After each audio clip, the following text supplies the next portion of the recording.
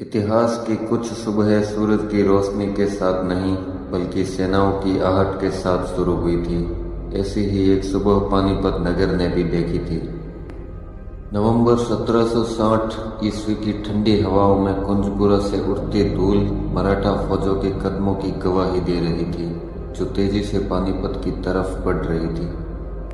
भाऊ को खबर मिली कि अफगान फौजों ने यमुना नदी को पार कर लिया है, तो उन्होंने तेजी से वापस कुंजपुरा से पानीपत की तरफ बढ़ना शुरू कर दिया। उत्तर हिंदुस्तान में जनसंख्या के हिसाब से उस समय दिल्ली के बाद पानीपत का ही नाम आता था। भाऊ के आने की खबर सुनकर पानीपत का नगर प्रमुख आरिफ खान उनसे मिलने आया। वहाँ के लोगों का मानना था कि पानीपत के तेवर बदलते ही दिल्ली का कलेजा पानी पानी हो जाता था। जिसने पानीपत जीता उसने दिल्ली पर विजय पाई। पूरे नगर का मुआयना करने के पश्चात भाऊ ने पानीपत तथा उसके आसपास के गांवों को मिलाकर मजबूत मोर्चेबंदी कर दी।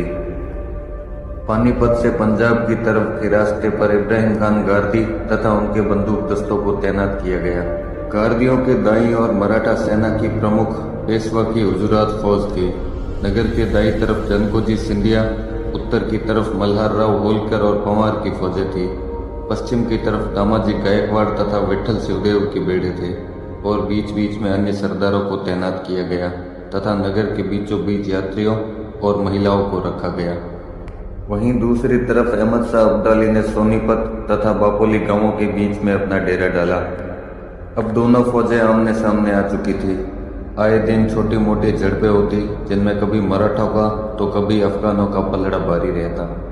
ऐसे ही एक दिन रात के वक्त जनकोजी सिंधिया को खबर मिली कि पानीपत नगर के परकोटे के दक्षिण की तरफ नीचे वाले कुएं पर कुछ अफगान दिखाई दे रहे हैं। जनकोजी की नजर कुएं का निरीक्षण कर रहे एक खास आदमी पर पड़ी। उन्हें यह समझते देर नहीं लगी कि जरूर यह कोई बड़ा अफगान सरदार होगा। उन्होंने तुरंत अपने कुछ साथियों के साथ अफगानों की तरफ बढ़ना शुरू कर दिया।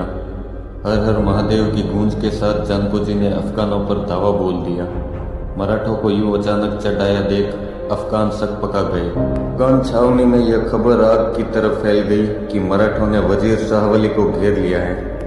अब्दाली ने तुरंत नजीब खान और सुजौद्दौला को वजीर की सहायता के लिए भेजा। मारकाट के बाद अंधेरे का फायदा उठाकर ये लोग वजीर को बचा ले जाने में कामयाब हो गए। इस तुमुल युद्ध में 700 से अधिक अफगान तथा 70 के करीब मराठे रणखेत रहे। कई तोपें तथा घोड़े मराठों के हाथ लगे। विजयी जनकोजी को भाऊ ने गले से लगाकर उनका अभिवादन किया।